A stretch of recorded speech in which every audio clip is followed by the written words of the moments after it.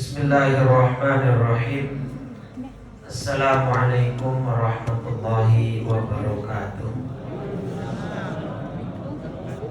Alhamdulillah, alhamdulillahilladzi hadana li hadza wa ma kunna linahtadiya laula an hadana Allah. Asyhadu an la ilaha illallah wahdahu la syarika lah. Asyhadu anna sayyidana wa nabiyyana Muhammadan abduhu wa rasuluh. Allahumma salli wa sallim wa karrim wa azim ala sayyidina Muhammadin wa ala alihi wa ashabihi ajma'in.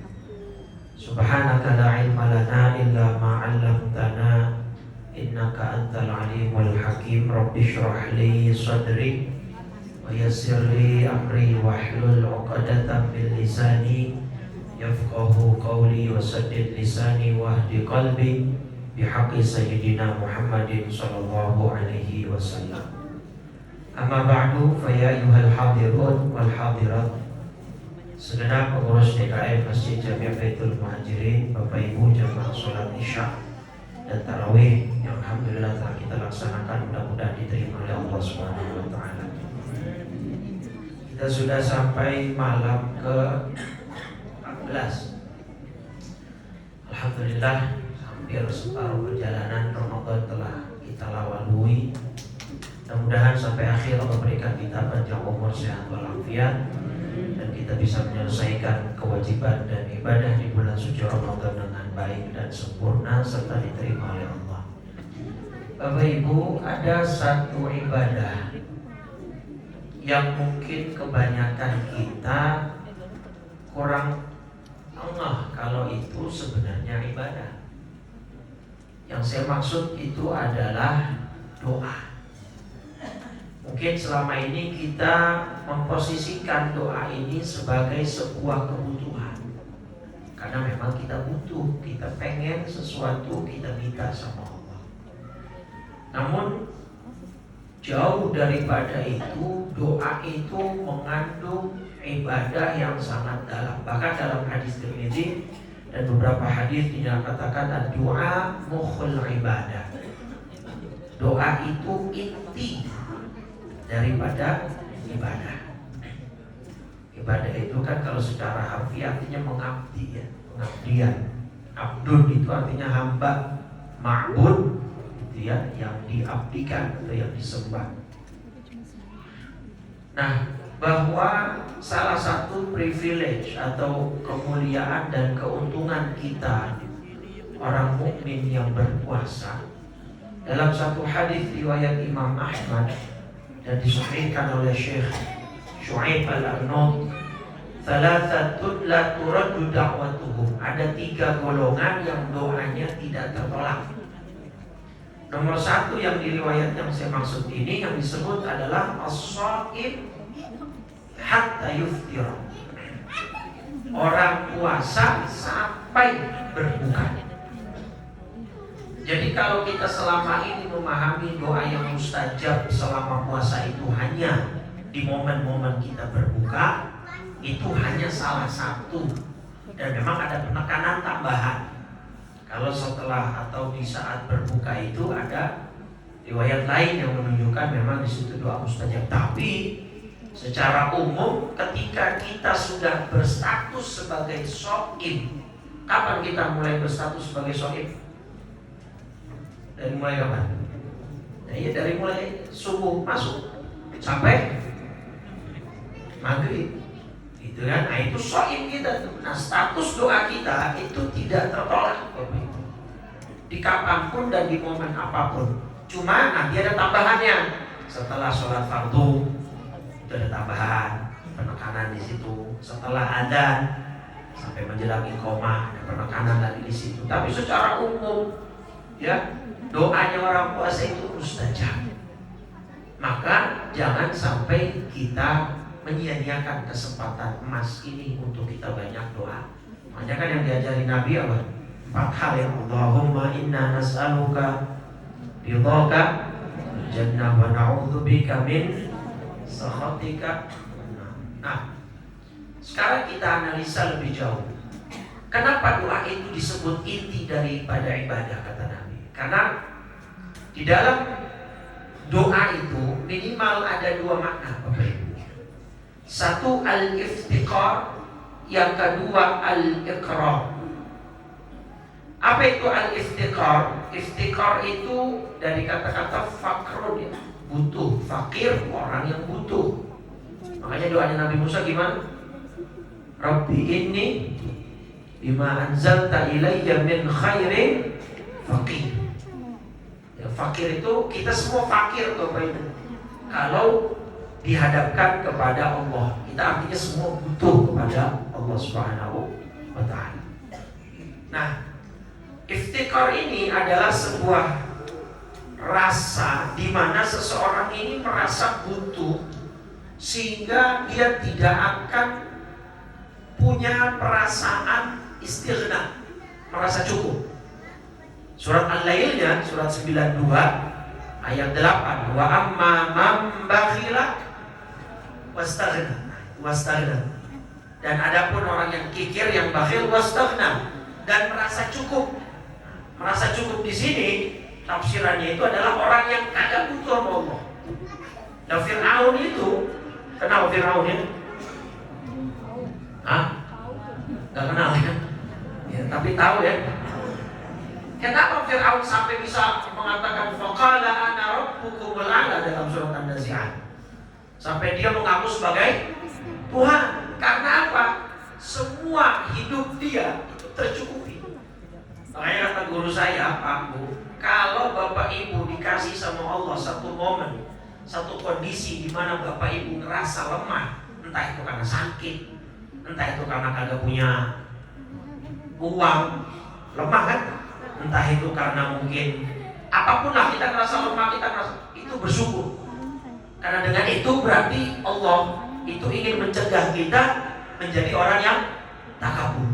Tapi kalau orang yang semua fasilitas hidupnya tercukupi, semua keinginannya terpenuhi, semua apapun yang menjadi hambatan bagi banyak orang bukan halangan buat dia, itu rentan dan rawan jadi orang takabur, jadi orang sombong. Sedangkan Allah sangat benci, sangat gak suka sama orang yang sombong. Ya biasanya orang kan kalau udah kelamaan di atas lupa turun, Pak. Udah keenakan di atas nggak mau turun. Hah? Bukan sono, bukan. Artinya dalam hal apapun, Pak.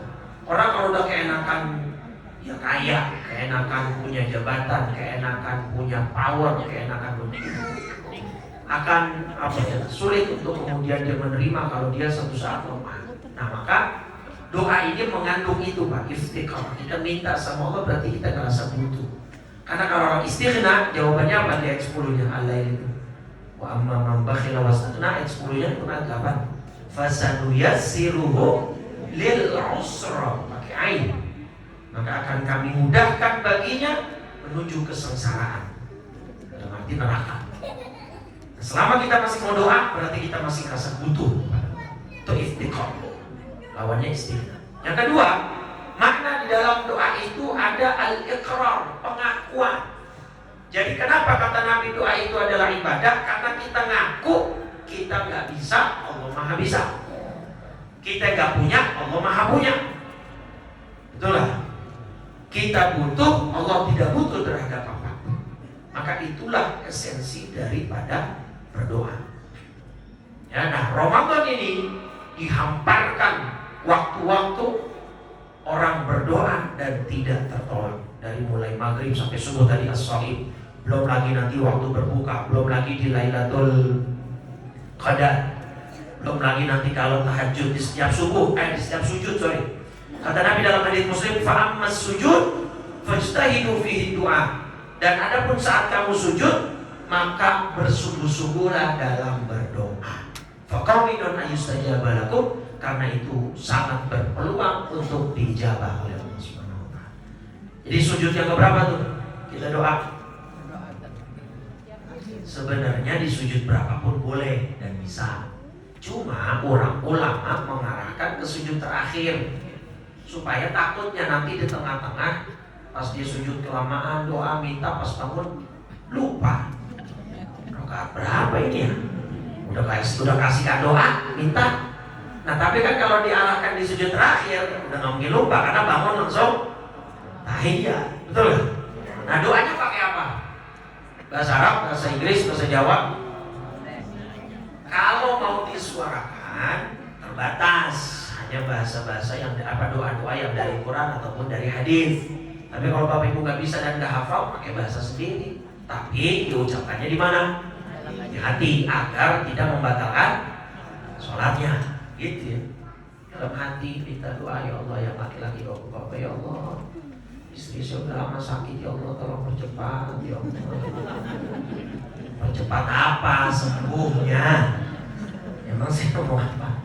Gitu ya. Jadi atau apapun lah permintaan yang duniawi pun boleh, silahkan gitu ya.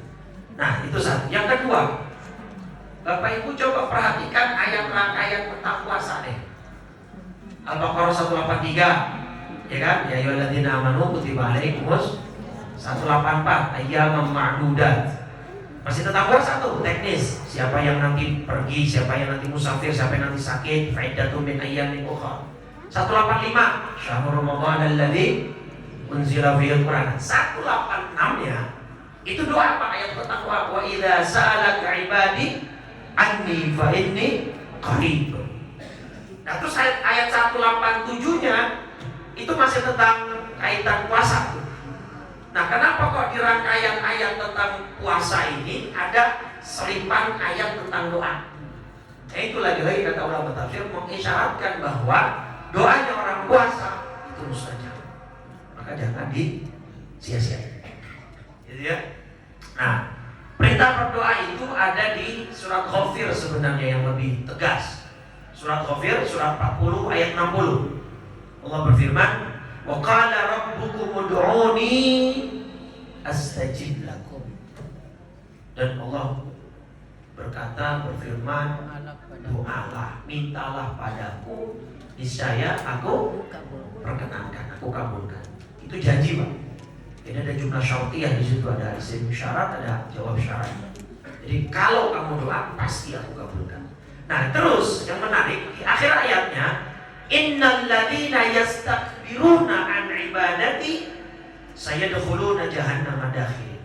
Dan sesungguhnya orang-orang yang sombong gak mau ibadah padaku, dia masuk neraka dalam keadaan hina.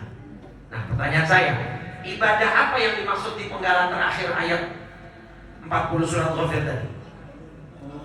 Ya, surat Ghafir surat 40 ayat 60-nya. Orang yang tidak mau beribadah padaku, sombong gak mau ibadah, maka masuk neraka. Berarti ibadahnya apa? Ibadah apa? Doa, karena awal ayatnya berbicara tentang doa. Nah maka orang yang gak mau doa dianggap sombong. Dan orang sombong tempatnya di neraka. Hina naudzubillah. Maka minta doa, ya Allah. Nah itu poin kedua. Poin ketiga, lagi pula Bapak Ibu, doa orang beriman itu ya tidak akan mungkin sia-sia. Jadi doanya terus minta, jangan males ya, jangan capek. Skema pengkabulan doa itu ada 3, Bapak Ibu. Ya, dalam riwayat Imam Al-Hakim, 1, ayyu ajjala lahu fid dunya. Allah segerakan permintaannya di dunia kontak. Minta rumah dikasih rumah, minta mobil dikasih mobil, minta haji dikasih kesempatan haji, seterusnya. Kontak di dunia. Dan ini yang kita pengen biasanya. Ya kan? Kita kalau bisa doa pagi, siang udah ada. Itu doa siang, malam udah. Pengennya manusia begitu. Nah yang kedua, ayyusrafa anhu bisu'in mithlihi. Allah ganti dengan keselamatan. Jadi boleh jadi doa yang kita panjatin kita bilang kok gak dikabulin ya, tapi Bapak Ibu sehat, tapi Bapak Ibu sembuh dari sakit. Bisa jadi itulah cara Allah mengabulkan doa kita. Ya, daripada misalnya punya uang banyak tapi sakit, ya kan, nggak bisa makan ini, nggak bisa makan itu. Jadi kalau disuruh pilih banyak duit, sakit, apa kere sehat, nggak ada pilihan ketiga. Pilihan ketiga semuanya. Nah itu jawab sendiri-sendiri dah gitu. Loh Pak, Saya ngisi kajian rutin di masjid salah satu belakang terminal Romangun. Imam rawatibnya kena penyakit diabetes, kena gula, diamputasi. Kakinya sebelah kiri dari ukuran selutut sampai bawah habis. Dan akhirnya sekarang pakai kaki palsu.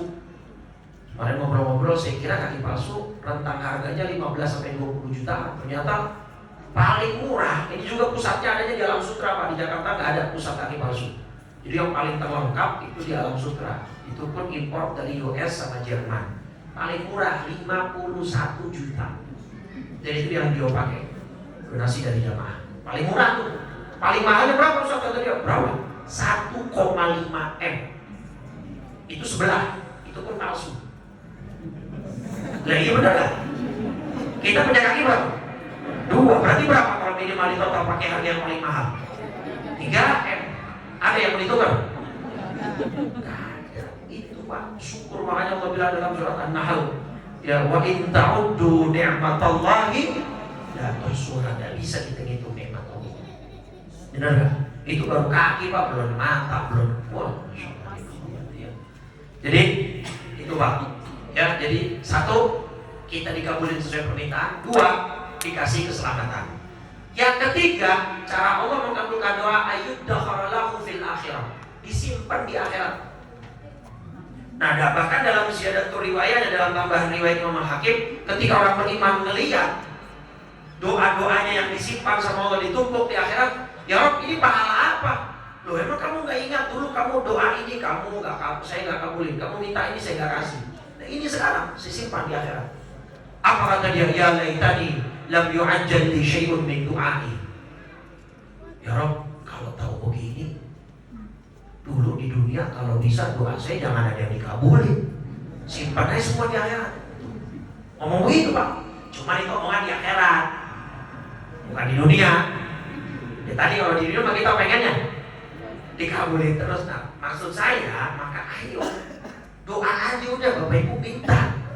Makanya kata Syekh Nu'ailah terakhir sebagai closing statement, la yakun ta'akhuru amadil ata'i ma'al ilhahi mujiban liya'sika fahuwa dhamina lakal ijabah fima yakhtaruhu laka la fima takhtaruhu anta wa fil waqti alladhi yurid la fil waqti alladhi turid. Kalau udah fokusmu berarti paham, maksud saya terjemahin ya. Kata Imam Nu'ailah, Allah itu menjanjikan doa pasti diijabah. Maka kalau Anda melihat doa Anda belum dikabulkan, padahal Anda sudah bersungguh-sungguh berdoa, jangan putus asa. Karena Dia akan memilihkan, ya tadi skema pengkabulannya, sesuai yang Dia kehendaki, bukan sesuai yang Anda mau. Dan di waktu yang Dia mau, bukan di waktu yang Anda mau. Paham ya? Itu camkan 2 hal itu.